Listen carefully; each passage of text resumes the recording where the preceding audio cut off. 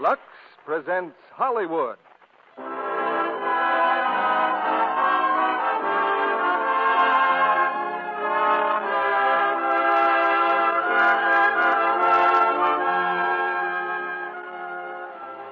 The Lux Radio Theater brings you William Powell and Olivia DeHaviland in Suspicion. Ladies and gentlemen, your producer, Mr. Cecil B. DeMille.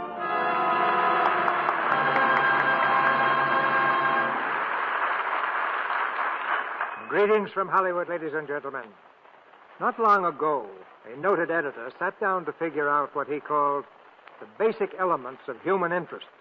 That is, the things that interest people most and motivate their thoughts and actions. Love, of course, was at the top of the list. And close after love came fear, and then curiosity. Tonight in the Lux Radio Theater play, the RKO screen hit Suspicion, we have a mixture of these elements. Two people very much in love, whose lives are shadowed by a dark fear and bitter curiosity. And out of this combination comes what I think you'll agree is one of the most absorbing dramas of our time. And to do full justice to it, we have as our stars that able master of mystery, William Powell, and the ever-versatile and lovely Olivia DeHaviland. In just a moment, we'll start to satisfy your curiosity.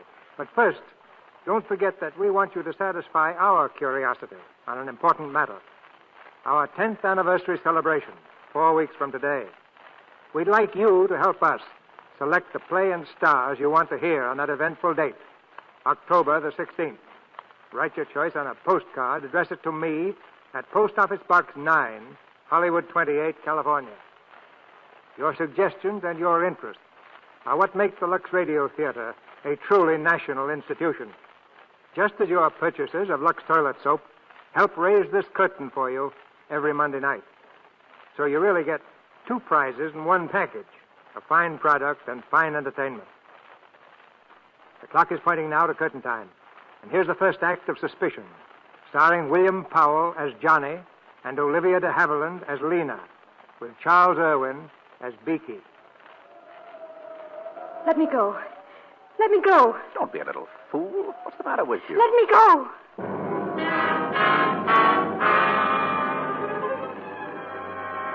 On a hilltop overlooking the English countryside, the trees bend low before the moaning wind. Smoke-gray clouds weave swiftly across a smoke-gray sky. Against this sky are silhouetted the figures of a man and a woman. The man's arms are about her shoulders. She struggles wildly, frantically, then breaks away. Again his arms reach out. Her hands are caught and held as in a vice. Now, what did you think I was trying to do? Kill you? Nothing less than murder could justify such a violent self-defense. Look at you. Let me go. Oh, I'm just beginning to understand. You thought I was going to kiss you, didn't you? Weren't you? Of course not. I was merely reaching around you, trying to fix your hair. What's wrong with my hair? Well, I'm glad you asked me that. It would have been extremely discourteous for me to bring the subject up. Are you serious? Of course I'm serious. You always give me the feeling that you're laughing at me. No, I give you my word. What's wrong with my hair? Well, let me show you. Now, don't back away. I'm not going to hurt you. Let me see. Yes, this'll do it. What are you thinking of? A week ago, I'd never even seen you. Oh. Now, here we are on a Sunday morning missing church while I unbraid your hair. I think you've done enough fooling with my hair. There, got a mirror? You look splendid. I must be quite a novelty by contrast to the women you're photographed with. Hmm? In the newspapers. Oh. Well, how do you like your hair? Now, don't screw your face up like that. You look like a monkey. What does your family call you, monkey face? I'll have to go now. I shall be late for luncheon. Anyway, if my father saw me come home both late and beautiful, he might have a stroke.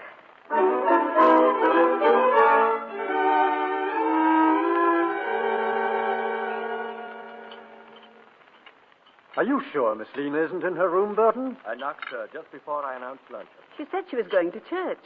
Oh, what were you saying just before, my dear? About Lena. I do wish she'd get married, Stanley. I don't believe Lena will ever marry. She's not the marrying sort. Anyway, she's no need to worry. There'll be enough to take care of her. I suppose you're right. I'm afraid she is rather spinsterish. What's wrong with that? The Old Maid's a respectable institution, and Lena has intellect and a fine, solid character. Sorry I'm late. Oh, Lena, dear. Come and sit down. Oh, Lena? What kept you so long at church, dear? I didn't go to church. I went for a walk. A walk? With a man. A man?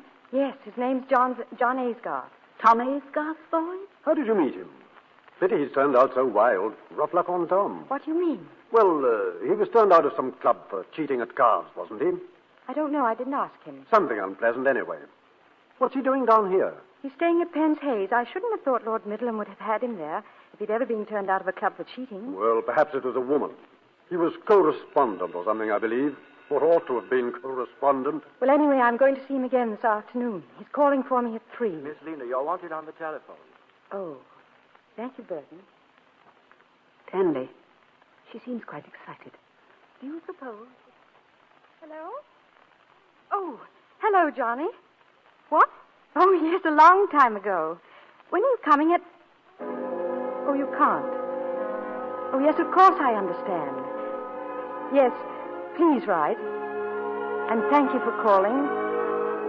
Goodbye.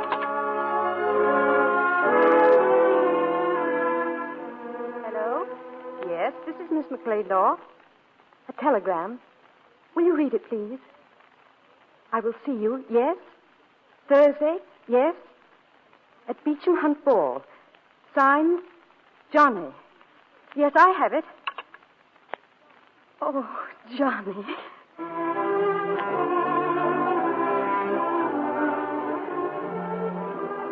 I believe this is our dance, isn't it? Hello, Monkey Face. Hello. Hello, Monkey Face. Hello, Johnny. Come on, we're getting out of here. But we can't. Of course we can. This way, Monkey Face. Johnny, where are we going? Which is your car? This is ridiculous. It's over there. Good. Come on.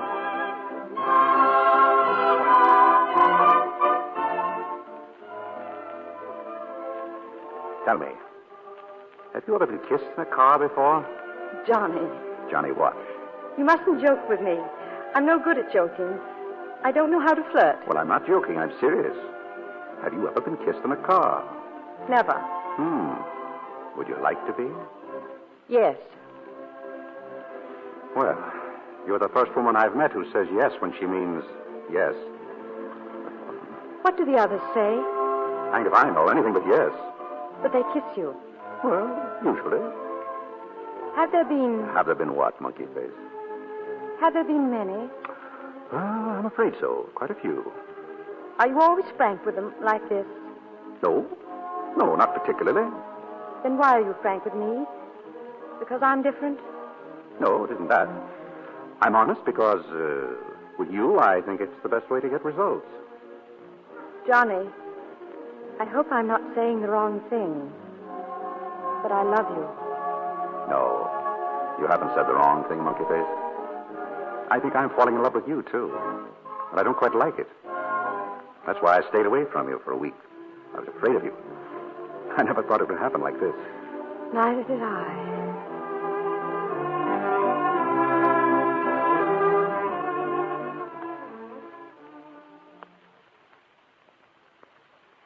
Dear Mother and Father, Johnny and I were married last night. Married? We're off for a month's honeymoon on the continent. Please forgive me. I love him very, very much.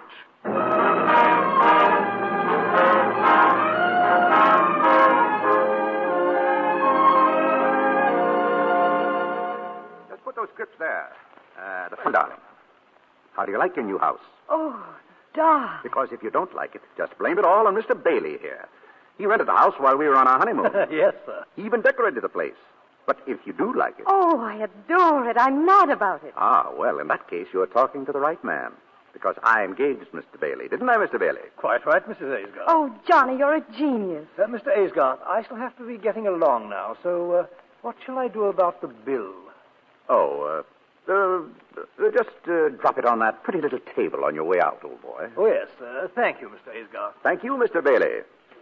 Oh, Johnny, I never dreamt I'd ever have such a gorgeous place. Are you sure you can afford it? Here, look.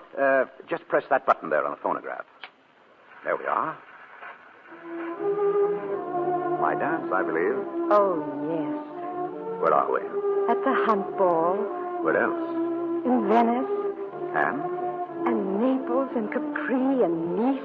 And? Paris. Paris. I beg your pardon, sir. Yes?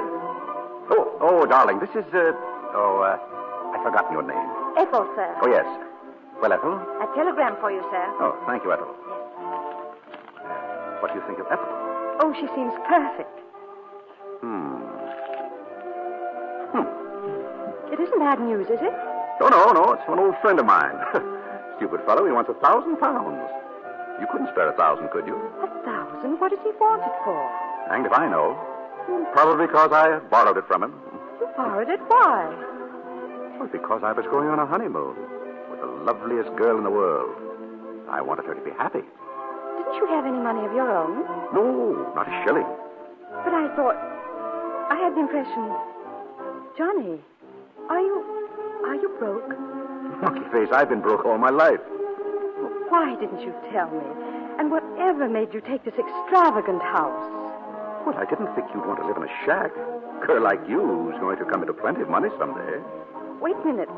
I can't quite get this into my head. Were you thinking of my inheritance when you... Oh, I don't know what to say. Oh, now, darling, really. Isn't it silly to spend the best years of our lives waiting? Why not be comfortable now? Johnny, I'm just beginning to understand you. You're a baby. Oh, I know you didn't marry me for my money, but my income will never pay for all this. Never. Well, what about your father? Well, I couldn't possibly ask my father or even Mother. You saw how restrained she was when she met us at the station. Anyway, you wouldn't actually want to live on your wife's allowance, would you? Oh, of course not, darling. Well, then. Well, I suppose if the worst comes to the worst, and there was no other way out of it, well, I suppose I'd have to, What? borrow some more. I haven't touched old Middleham yet. He ought to be good for a month or two's housekeeping. I think you must be mad. Oh, now, darling, let's not... Johnny, listen to me. Well, There's going to be no more borrowing. well, what else is there to do? You've got to go to work. Work. Yes, work. You mean put on old clothes and go out with a shovel? Don't be flippant. Well, what do you mean? I'm afraid you're a bit of a dreamer, darling. You realize that in order to be a plumber or a carpenter or an electrician... darling, you haven't been around. There are all sorts of jobs, Johnny. Well, I'm broad-minded. Let's have some tea and talk it over. We can make out a list of jobs. Might be fun. Oh, who's that? It's right there behind you, darling. Hello? Oh, hello, Mother. Oh, yes, it's wonderful. A most beautiful house. Would you tell Father how badly I felt? Oh, he is? Oh, wait a minute till I tell Johnny. Johnny. Yeah? Father is sending us a wedding present. No. Mother told him how happy I looked, and oh, I can't tell you how much this means to me. Me too. Yes, Father? Yes? Go on, ask him when he's sending it. It's coming right away by messenger. Well, invite them over for dinner. And if you can slip it in, just say that we were in the throes of job hunting when he telephoned. Oh, Johnny, really, you are the limit. What, Father? Yes, Johnny and I were just discussing that very subject, and he has several interesting ideas on the kind of job he'd like to do. Mr. Asgar, there's a messenger from General McLeodlaw. Oh, it's just come, Father. Hold on. Bring it in, Ethel. Yes, ma'am. I think I know what it is. Oh, Johnny, you'll be thrilled. In here, please. Oh, it is. Oh, how wonderful. Johnny, look. What is the thing? It's a chair, darling, a Queen Anne chair. Oh.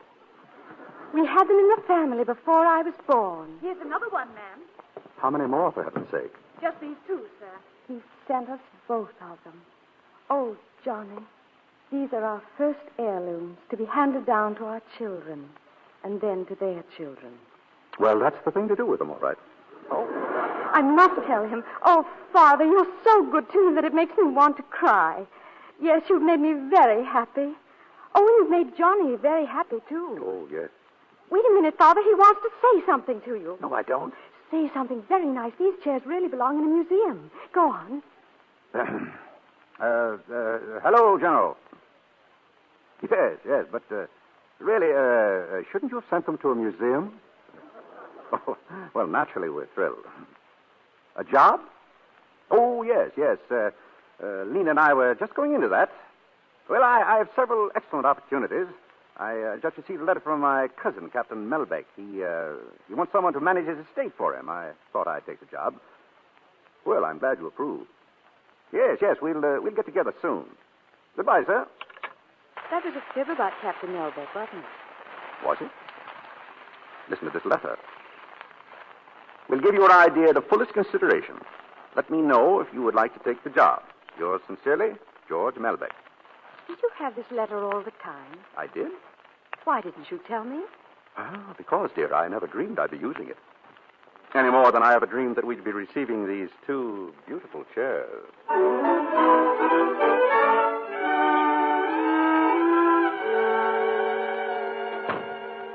Oh, good afternoon, ma'am. Hello, Ethel. Mr. Aysgarth at home yet? No, ma'am. But there's a gentleman waiting for him in the drawing room. Oh, thank you, Ethel. Hello. I say, nice place old Johnny's got here. Oh, I'm Vicky Thwaite. You must be old Johnny's wife. Yes, I am. Didn't he ever tell you about me? Vicky? Oh, you're Vicky. I happened to be driving by. I thought I'd just pop in for a cup of tea. I've heard so much about you, Mr. Thwaite. Johnny told me about you, too. Ran into him at Newbury Races last week. The races? Oh, put my foot into it as usual, eh? Well, what I mean is, didn't he tell you? Well, Johnny has a job. He couldn't have been at the races. Besides, he's given up betting. Oh, he has he? Well, don't you believe it? Not Johnny. He's a great lad, he is. You mustn't mind Johnny cutting up. That's what makes him Johnny. Besides, he thinks you're a topper. Won't you sit down, Mr. Thwaite? I'm sure Johnny... Oh, Something wrong? yes. There were 2 chairs here this morning before I left. Chairs? Disappeared, have they?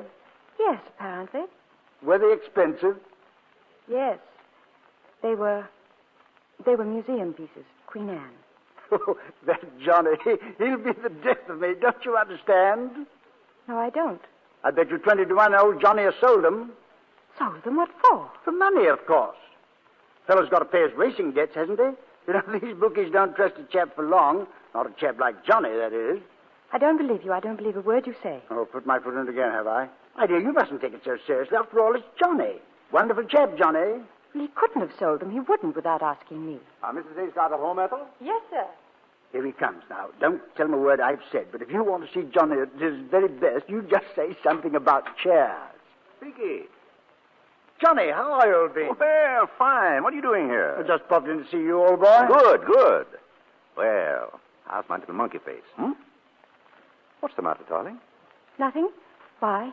You sure? Your wife seems to be missing some chairs, old boy. Vicky, your pipe's not lit. Let me give you a match. Thanks, old boy. About those chairs, old bean. Huh? The missing chairs, old man. Oh, yes, the chairs. Well, I suppose that American must have come for them this morning. What American? Oh, didn't I tell you, darling? Oh, stupid of me. Well, he dropped by about a week ago, a friend of Melbeck's. Go on, old man. Well, anyway, he admired the chairs, offered $100 apiece for them. Anybody would take that. I wouldn't. Oh, wouldn't you really, dear? Well, that never occurred to me. Why didn't you mention it?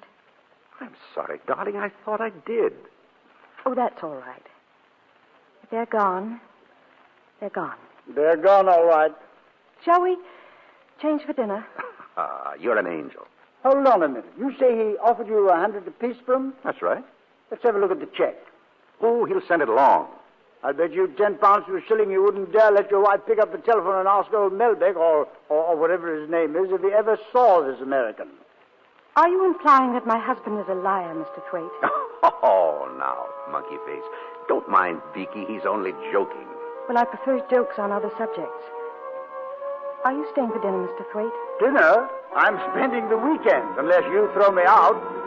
Johnny's friends are always welcome, as long as they remain Johnny's friends.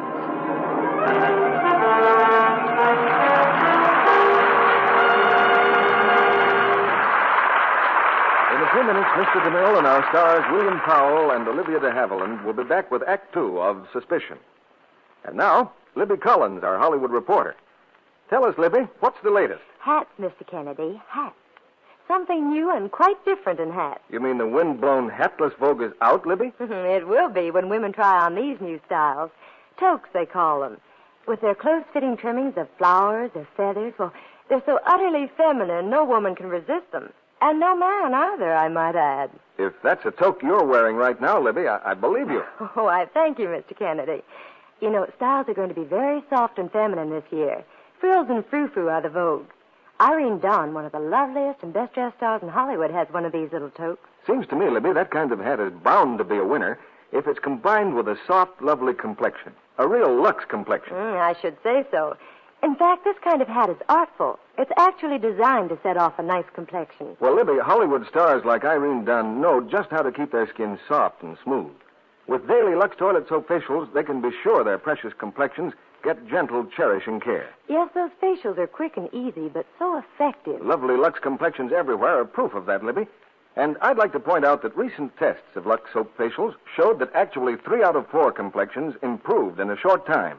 So here's a Hollywood tip. For skin that's truly feminine, soft and appealing, why not use this gentle soap recommended by 9 out of 10 famous screen stars?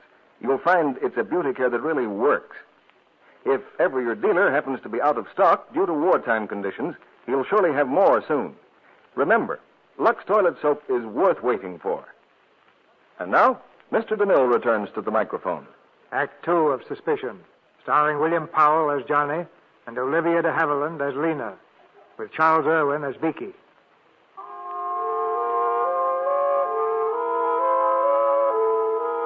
A week has passed, but in Lena's mind there is still a dim shadow of doubt, a faint, indefinable fear, the dawning of suspicion.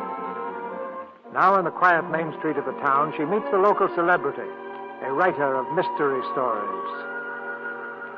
Lena, dear. Oh, hello, Isabel. I've just been admiring your display in the bookshop. Murder on the Footbridge. Yes, they're doing very well by it. How's Johnny? Oh, he's fine. He's an ardent admirer of yours. I don't believe there's one of your stories he hasn't read. Splendid. By the way, have you seen Talbrook's window? The antique shop, not lately. Well, my dear, they've got the most beautiful things. 2 lovely old Queen Anne chairs. I'd give my soul to own them. Chairs? Lovely. Well, goodbye, dear. I'll see you for dinner soon. Yes, of course. I'll phone you, Lena. Chairs.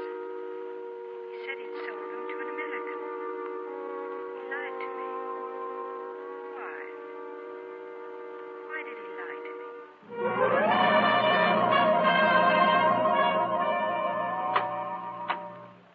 Hello, girl. Back so soon? Beaky, I owe you an apology. Good. I mean, what for? I'll explain to you later. Oh, you seem to be rather hot under the collar. Must be about old Johnny. My dear, you mustn't be angry with Johnny. It's a waste of time. Now, if you want to get sore with me, that's different. I annoy everybody. Always did. Lena? Beaky, where are you? Hello. Now, don't move, either of you. I must watch the expressions on your faces. So what have you got in those packages, old bean? Beaky, this is a red letter day. Lena, look. Do you remember that little necklace you admired in Regent Street? Here. Well. And Beaky, here's a little present for you. What is it, old bean? Oh, a stick. Darling, do you remember this coat? Oh, I saw the hungry eye you gave it the last time we were up in London. It's yours. Well, what do you say? Johnny, I don't understand what made you do all this. Oh, no, dear, don't be angry. Johnny, I want to know what this is all about. Yes, what's it all about, old bean? Well, my friends, I have the pleasure of announcing that the Goodwood Cup was run today, and I happen to have backed the winner.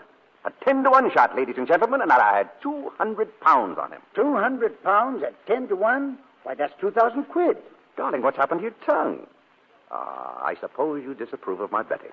Oh, come on, darling, smile. Johnny, where did you get the 200 pounds? Why, say, old girl, that's not a very tactful question. Where did you get it? Oh, you know very well there was no American. I got it for the chairs, of course. You sold the chairs to gamble all your money on a horse. Well, not exactly. I owed the bookies some money. I got the 200 pounds to pay them off. But then along came this hot tip. Oh, darling, give us a smile. Now, come on, old girl. Oh, I know. What?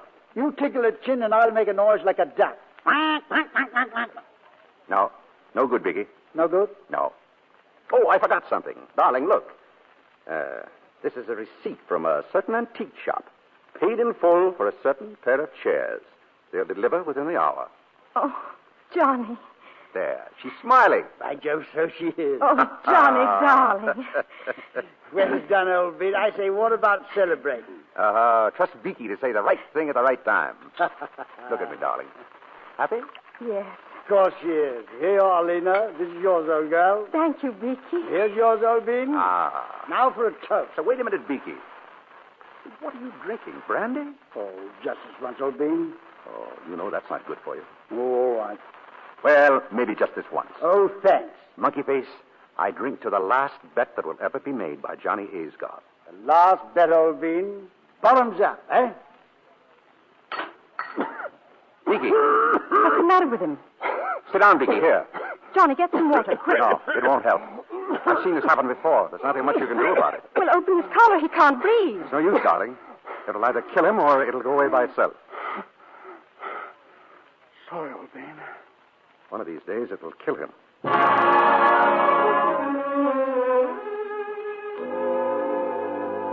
Oh, good afternoon, Mrs. Aisgard. Good afternoon. Is my husband in his office? Mr. Aisgard? Why, no. When do you expect him? Well, I really couldn't say. Perhaps you'd like to talk to Captain Melbeck? Yes, I would. Very much, please. This way. Mrs. Aisgard to see you, sir. Oh, come in. Mrs. Aisgard, what a pleasure to see you. Good afternoon, Captain Melbeck. Do sit down. Thank you. Captain Melbeck, I don't want to impose on you, but you're Johnny's cousin as well as his employer. I thought I'd come in and see you. Of course. I've been feeling very badly about Johnny ever since I had to discharge him. Discharge? Now, don't worry, Mrs. Aisgard. I told him I wouldn't prosecute. I don't understand. I told him I wouldn't prosecute. What on earth are you talking about? When did you discharge him? 6 weeks ago, we had an unexpected audit.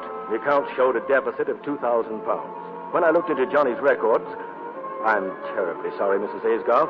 He should have told you.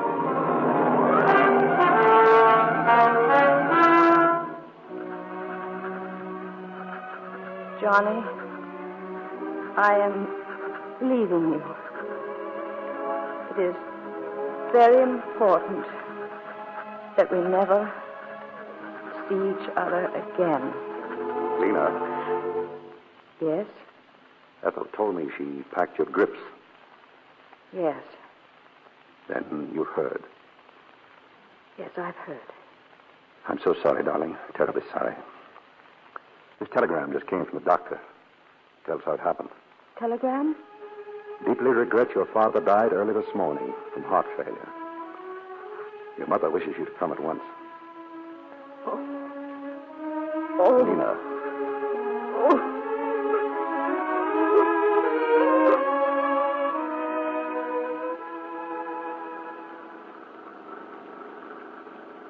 Tired, darling? A little. It's been a nasty week for you. I'll be glad to get you home. Nina, you ever have any regrets that you married me? Why do you ask that? Well, I was thinking of the will. Seems pretty obvious that your father would have left you a lot more than his portrait if you'd been anybody else but Mrs. John Aisgard. Oh, is that what you meant? You haven't answered my question. What about you? Have you any regrets? Monkey Face, marrying you is the one thing I've never changed my mind about. Do you really mean that, Johnny? Yes, I really mean that. I want nothing but to spend the rest of my life with you. And if you were to die first, I'd never... I were to die first. Well, listen, what about you? I couldn't stop loving you if I tried. Have you tried? Yes. Once. When? When I found out you'd lost your job with Captain Melbeck. How long have you known? Since last Friday. Who told you? Captain Melbeck. I met him. Did he tell you why? No. Suppose you tell me why. Oh, well, we just didn't get along. I say, it's quite nice here. Shall we stop and look at the sea? Pretty here. Be quite a drop off this cliff, wouldn't it? Why didn't you get along with Captain Melbeck? Oh, I don't know. He's a bit of an old fogey, you know. Monkey Face, I have always had the notion that the secret of success is to start at the top. The way to make money is to think in a big way. Look at all this land, for instance. Look at the view from these cliffs. Now, why isn't something done about it? If I had 10,000 pounds, or still better, 20,000, I could start a development here. All you need is 20,000 pounds. Uh-huh. For 30, next 10,000 wouldn't hurt a bit. 30,000 pounds. That's all I'd need. 30,000 pounds. Okay. Think you could swing it for that, old bean? Of course. Now, you see, Beaky, this is the ground plan. Wonderful, old bean. Then we could put a large hotel out there on the cliff, eh? That's the idea. Hello. What's going on in here? Monkey Face, we're organizing a real estate company. We're about to buy a very beautiful piece of land right by the sea. What a view. What sun. What air. Then we sell part of it at profit. I see, but you'll need financing for all this. Of course. Well, have you found someone to put up the money? Of course. Who? Me. Oh, I see. Well, the idea is mine, but the money is Beaky's. And the corporation, well, Beaky borrows against some securities he has in Paris. Now, the company is going to be in my name. Yes, but... Look, darling, now, just let me show you how simple it is. Does Beaky understand it? Oh, perfectly. I think. I beg your pardon, Mr. Aysgarth. Yes, Ethel? You're wanted on the phone, sir. Oh, thank you, Ethel. Excuse me, Beaky. All right, old man. Now, Beaky, please explain it to me, will you? Well, you see, my dear girl, we buy up this land, and then we sell part of it. That gives us 100% profit. Then on the other part, we build something or other. Oh, yes, but from whom do you buy the land? To whom do you sell it? Well, that shouldn't be difficult, do you think? Beaky, isn't it about time you grew up? I say, old girl, you're scolding. Yes, you need a scolding. Do I? Yes, you do. Shall I go and stand in the corner? Beaky, you're not being fair to Johnny. I say, old girl, that's a bit thick, you know. Why? He's the president of the whole valley thingamajig. Gets a salary. Writes his own checks. Yes, that's what I mean. What's wrong about that? Yes, what is wrong about it? Well, Lena? I say, old Ben, Lena's telling me you're a bit soft in the head. Is that it? Well, it sounded like that to me. Beaky, hadn't you better be changing for dinner? Right, old Ben. I won't be a jiffy. What right have you to interfere in my affairs? But I wasn't really. I was only... You were only what? Well, I was only trying to tell Beaky that he shouldn't leave everything to you. It's not as if you were both experienced businessmen. What the devil do you know about business? Oh, very little. I only... Suppose, Beaky, you're taking me seriously. You'd have ruined the whole scheme. Do you realize that? Yes, but if it weren't good... Well, that's my business, not yours. If I say it's good, it's good. But I don't want any interference from you or anyone else. Is that clear? Yes, that's clear.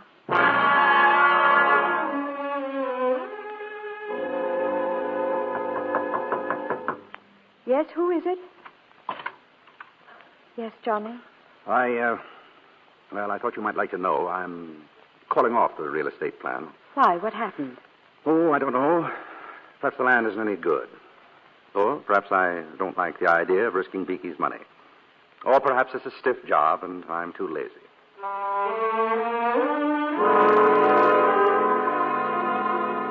I don't know what it is, but every time I play anagrams, I can only make three-letter words. D-O-U-B, D-O-U-B. No such word.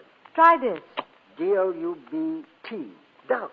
Thank you, old girl. Your turn. Here, Johnny. I don't see why you want to call off this real estate scheme. It's no good. The corporation's formed already. The money's been put up in your name, old boy. The deal's off, Beaky. Why do we have to drive all the way up there to look at it? Well, I won't be responsible for calling the scheme off without first proving to you it's no good. We're going up there early tomorrow morning and take a look. Why are you so insistent? Because, as I told you, I won't be responsible. All right, old boy. What's that word you got there, Lena? M-U-L-D-E-R. No such word, is there? Try the R instead of the L. Murder. That's better. Murder. Johnny, I don't like going up there in the morning. Why do we have to go so early? Now, Beaky. Murder. Oh, well, we have to. Let's get on with the game. Your turn, old girl. The money in his name. Murder. The cliffs overlooking the sea. I say, Lena. The edge of the cliff. Stay away, Beaky. Lena, I say. He'll put you off. He'll kill you. Murder. Murder. Murder. Lena, what's the matter? Lena. Give me a hand here, Beaky. She's fainted.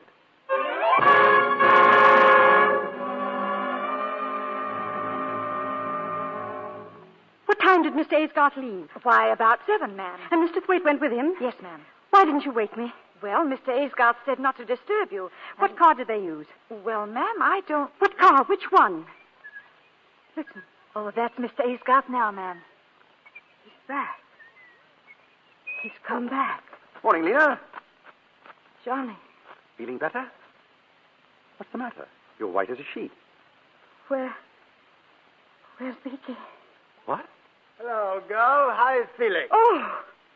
Any better? Lena, what is it? Oh, Johnny. Oh, darling, I'm so glad. Well, what's all this? I've only been away a few hours. Oh, it seems like 1,000 years. Yeah, seems like that to me, too. Oh, shut up, Beaky. It was nothing. Nothing? I came very near to losing my life. You call that nothing? You nearly lost your life? Came very close to it. Let's drop the subject. No. Go on, Beaky. I want to hear about it. Well, there we were on top of a cliff. I was trying to turn my car near the edge. Was Johnny in the car? No, it was a few feet away. Go on. Well, I didn't realize I was backing the car toward the edge, but I was. And if old Johnny hadn't taken a flying leap and grabbed the brake, I should have been kingdom come by now. Johnny saved your life? Oh, Johnny, I can never tell you what this means to me. To you, darling? Yes, it means a good bit to me, too. You know, I think the old fellow deserves a reward. How about a night out? Spot of celebrating on me, old bean. Oh, well, that's very kind of you, Beaky, but don't you have to go to Paris? Paris? Yes, of course, so I do. My securities. I've got to go over there and cancel the arrangements for them. Why don't you come over with me? Oh, the cad seems to forget that I'm a married man. Say, I tell you what I might do, Beaky. I might drive up as far as London with you. How about that, Monkey Face? Yes, Monkey Face. I mean, Lena, do let him come. Well, it seems to me that... Yes, I know. A job. Well, it seems to me that I'll have much more chance of getting a job in London than I would around here. Yes, of course he would. Do let him, Lena. Well, I don't see very well how I can stop him. Good girl.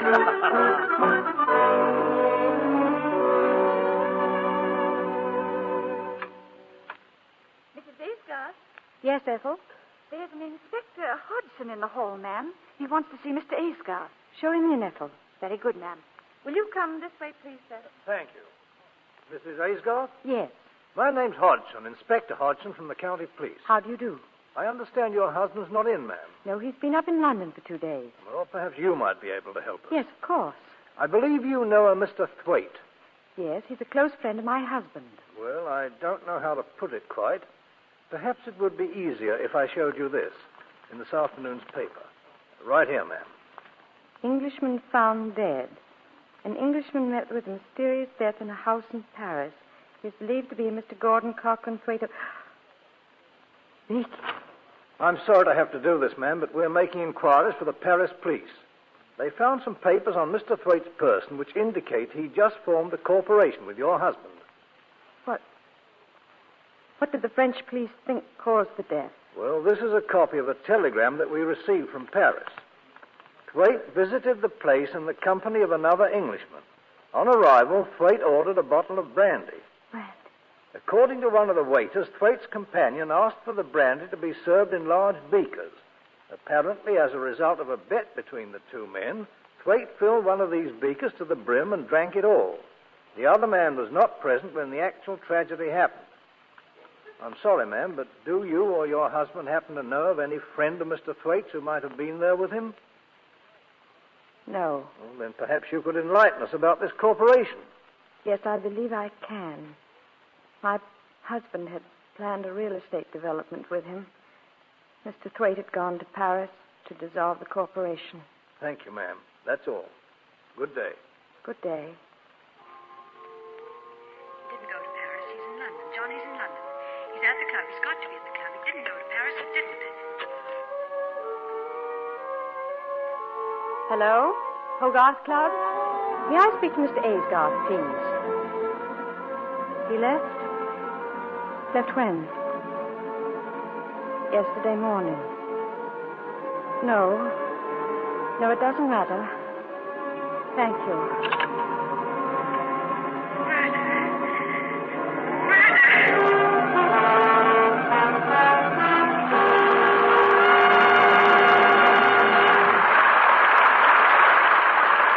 Pause now for station identification.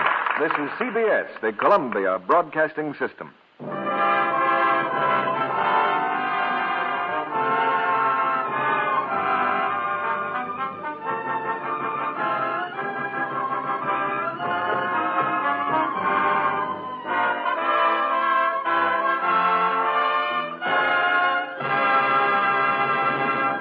In a few minutes, Mr. DeMille and our stars William Powell and Olivia de Haviland will return in Act 3 of Suspicion. And now, here's a very reasonable question from an American housewife. Now that it seems likely the war in Europe may soon come to an end, why should I keep on saving my used cooking fats? Why, Mrs. America? Because the need is still critical, perhaps more critical than ever. But will fats be needed as urgently to manufacture war materials and medicines to send abroad? After Germany's defeat, there's still Japan. Remember this, too. The Japs still have the fat. They hold the countries from which we used to import about 1 billion pounds of fats and oils each year. 1 billion pounds? That's a lot of fat. It is indeed. Enough to help manufacture the supplies of ammunition, medicines, parachutes, and other war materials that must keep on going to our fighting men abroad. Remember, too, our domestic production of fats is short. It has had to fall off during the war. Well, I guess I'd better keep that salvage tin handy on the stove just as I've been doing. You're doing a necessary patriotic service when you continue to save every drop of used kitchen fats and turn them in to your butcher. Every bit you throw away may deprive one of our men of some vital thing he needs. The war isn't over till our boys come home. We need to keep on doing everything we can to get them home sooner. Fats are essential materials of war. Don't waste them. Save them every day. Turn them into your butcher. Remember, he still gives you 4 cents a pound and 2 red ration points for every pound you turn in. That's the message your government sends you. Here's what Mr. Lee Marshall, Director of Distribution, War Food Administration, tells you. Saving used fats is not a glamorous task. It takes effort. But it is one that only you, the American housewife, can perform for the country. We ask you to continue the wonderful job you are doing to help speed final victory. And now, Mr. DeMille returns to the microphone. When the play is over, we hope you'll join us behind the scenes for an informal chat with our stars. Now here's Act 3 of Suspicion, starring William Powell as Johnny and Olivia de Haviland as Lena.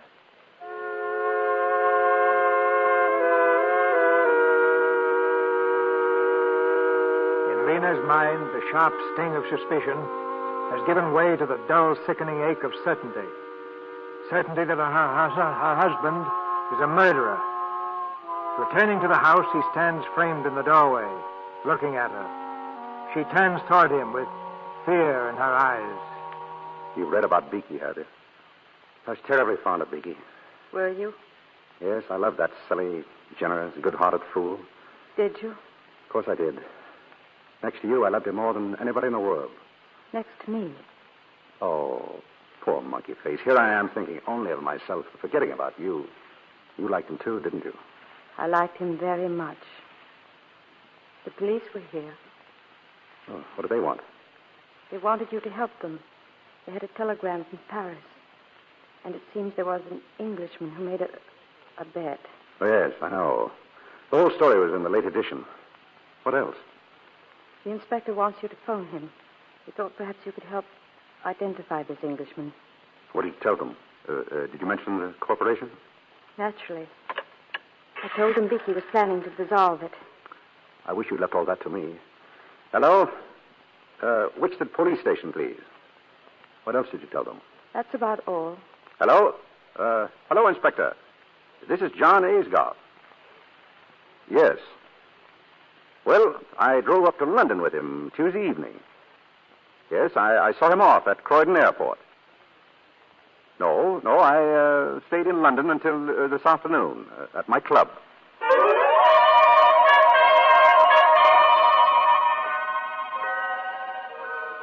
Lena, how nice to see you. Sit down there. Isabel, you know, I couldn't put my light out until 3 this morning. I was so interested in your last book, I had to come over and talk to you about it. That's the nicest compliment I ever got. I was completely fascinated by the way your villain enticed his victim across the footbridge, knowing this bridge had been sawn through. And he also knew his victim couldn't swim. Don't forget that. Well, what I want to know is this. Would you call that an actual murder? Well, from a moral standpoint, there's no question at all. It is murder. I suppose it is. What does Johnny think? Johnny? Oh, I haven't discussed it with him. Well, I think he'd be interested. The same situation with this friend of his in Paris. The same? Well, that brandy business is just like my footbridge.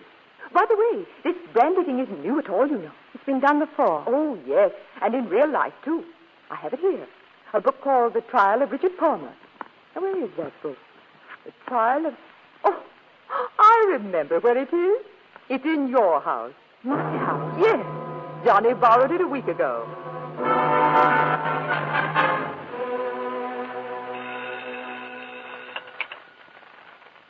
Hello? Hello? May I speak to Mr. Aysgarth, please? He isn't in. This is Mrs. Aysgarth speaking. Oh, well, this is the Guarantor's Life Insurance Company. Yes? Would you tell Mr. Aysgarth that there's been a slight delay in replying to his inquiry? That we've written him fully and he should get our letter in the morning.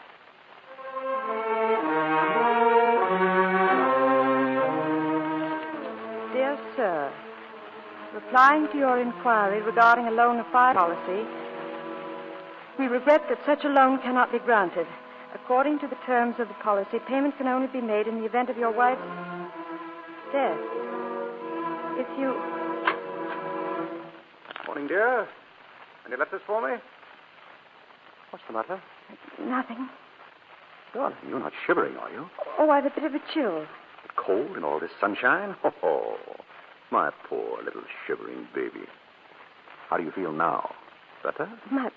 Good. What are we doing tonight? We're going to Isabel's to dine. Oh, what a bore.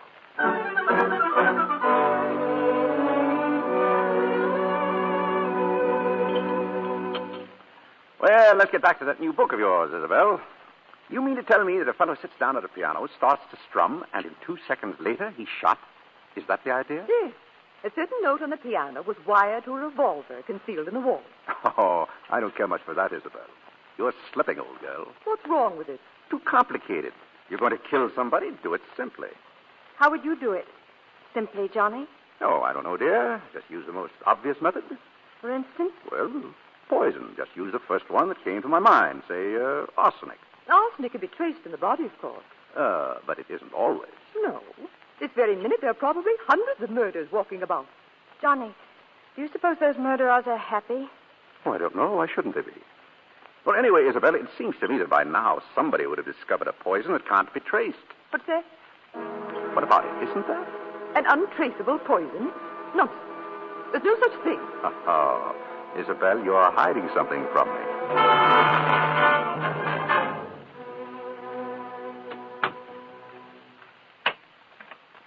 Johnny, you're locking up.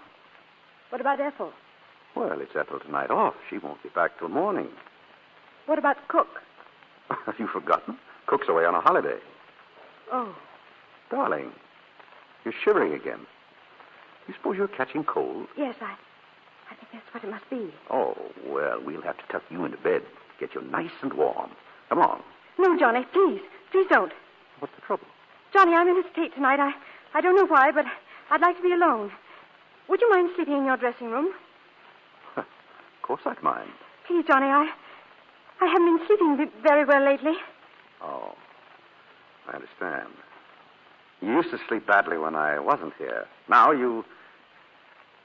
All right, that's the way you feel about it. Good night. Poison. Arsenic. Poison. Untraceable. In the event of your wife's death. Poison. In the event of your wife's death.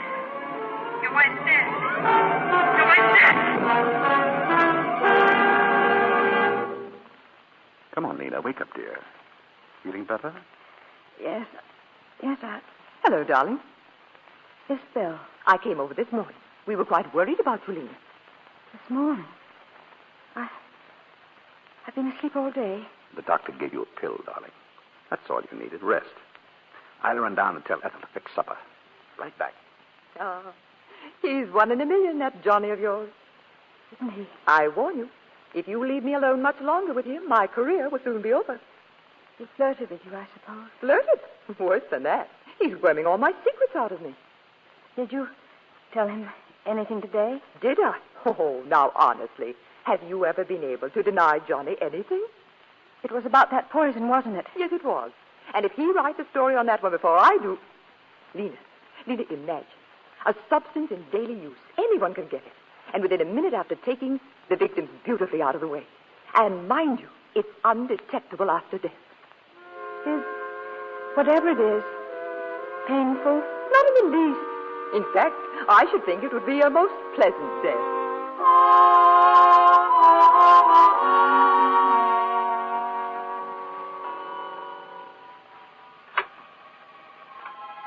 Lena? Are you awake?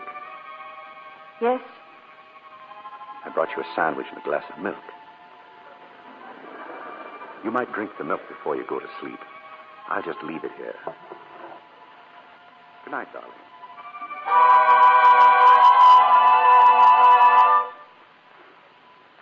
Why don't you let me help you pack? Well, there's no need to. What's the matter with you this morning? You're still annoyed with me, aren't you? No, Johnny, really. I still don't feel well, that's all. And a few days at your mother's will do more good than staying at home. Well, it's not exactly that. Don't you understand? Mother telephoned me. She got on that phone awfully early, it seems to me. Well, Mother gets up early. I happened to mention that I was a bit nervy, and before I knew it, I'd agreed to spend a few days with her. All right. I'll run down and get the car ready. Oh, no. Don't. I'll drive it myself. I prefer to drive you.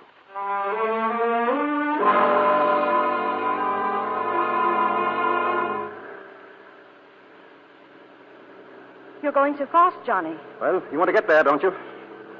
Did you have to go by this road? Why not? It's a short way, isn't it? There's the hotel site. Another thing I failed at. He's going to kill me. That door is open. He's going to kill me. The curve up there. The door will swing. He's going to push me out. Down and down. Over and over. Murder. Down and down. Over and over. Look out! Get your hand off that door, Lena. Let me go! Let me go! Lena, come back. No! Lena. Let me go! Lena, what's got into you? Leave me alone, leave me. Stop it, you little fool. Stop it. I've had enough. How much do you think a man can bear? Listen to me. You turned me out of your room. You've been running away to your mother's. Now you shrink away from me as though you hated me. You're my wife, Lena. But I thought... You almost killed us both back there. Because you had to pull away from me even when I was reaching over to save you from falling out of the car. Well, you don't have to put up with me anymore. Johnny, wait. Where are you going? First, I'm taking on to your mother's. And then what? Don't worry. I won't bother you again. Johnny, you mean you're going to... Johnny, why were you asking Isabel about that poison? What were you planning to do with... Johnny, you were going to kill yourself. Oh, my darling. Yes, but I've changed my mind. I'm going back to see it through. Prison term and... You mean Melbeck? That money you took? I can't pay it back. I made the last attempt to raise the money when I went away with Beaky. Paris? I went to Liverpool. I tried to borrow your insurance, but it didn't work. You mean you were in Liverpool when Beaky... Then you didn't go to Paris? Of course not. Do you think I'd have let some idiot give poor old Beaky that brandy if I had? Oh, Johnny. If only I'd known. This is as much my fault as yours. I was only thinking of myself, not what you were going through. If I'd really been close to you, you could have confided in me. But you were ashamed to. Oh, if I'd only understood. Oh, Johnny, it'll be different now. We'll make a difference. People don't change overnight, Lena. I'm no good. Let's turn back, Johnny. Let's go home and see it all through together. No, that won't work. It will work. I know it will. Johnny, please. You can't shut me out. Turn the car around and let's go home. Please, Johnny. Now get in the car. Johnny, where are we going? We're turning back. We're going home.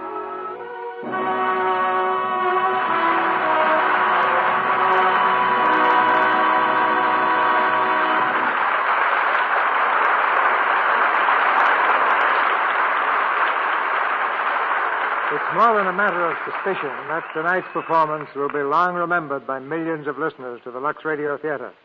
And for that, we can thank our stars, William Powell and Olivia DeHaviland. Thank you, Cecil. You gave us a great play when you picked Suspicion. Now, you ought to be an authority on mysteries, Bill.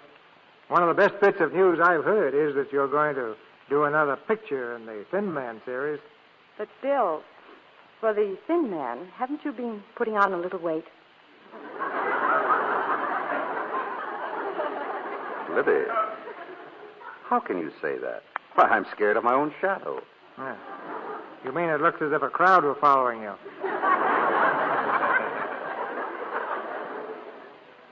What weight I have comes from my iron constitution. Every morning when I get up, I turn on those exercises over the radio. And do them? No, my wife does. I watch her. Bill, I don't understand you. When I was your age, I used to think nothing of a 10-mile walk. I don't think much of it myself. But look, if you want to know, I'm on an A diet. An A diet? What's that? A steak, A baked potato, A piece of pie. Sounds like army rations. Well, it goes to the front.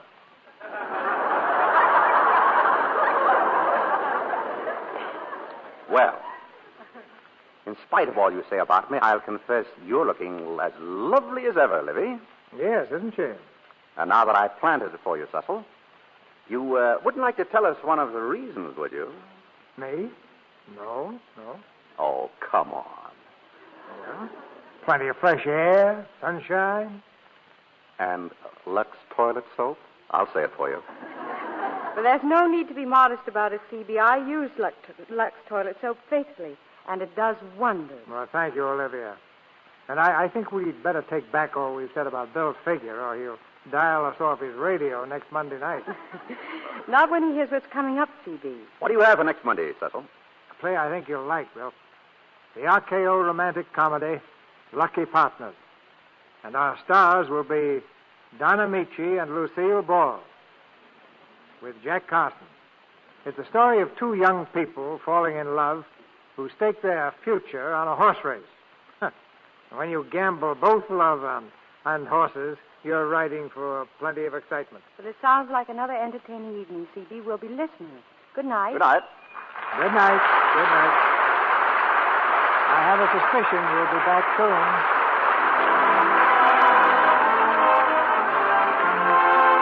Our sponsors, the makers of Lux Toilet Soap, join me in inviting you to be with us again next Monday night when the Lux Radio Theater presents Lucille Ball and Donna Michi in Lucky Partners with Jack Carson.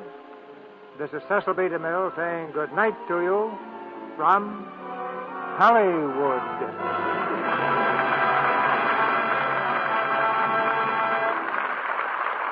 Next month, October 16th, the Lux Radio Theater celebrates its 10th anniversary on the air.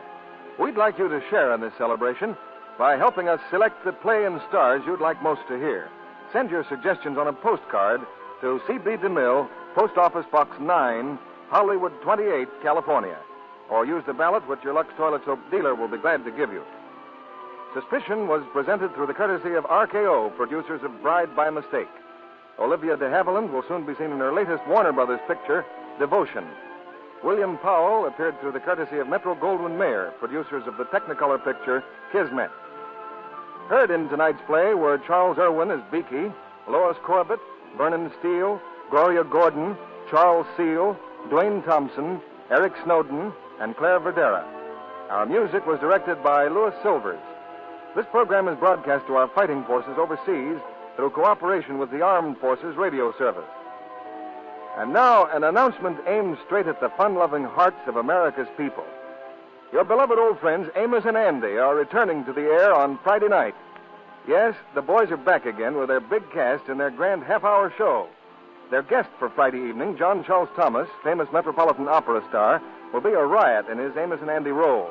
There will be super music, and as you know, each broadcast is a complete episode. So see your paper for time and station. And don't miss Amos and Andy on this Friday. This is your announcer, John N. Kennedy, reminding you to tune in again next Monday night to hear Lucky Partners with Donna Michi, Lucille Ball, and Jack Carson.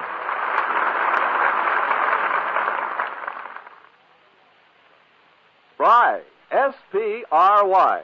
Better cook with Fry, 'cause you'll be a better cook with Fry. Cakes, pies, fried foods, everything tastes better made with new Easy Mix Fry shortening. So for light, fluffy cakes, tender, flaky pastry, crisp, digestible fried foods, Better cook with Fry. this is CBS, the Columbia Broadcasting System.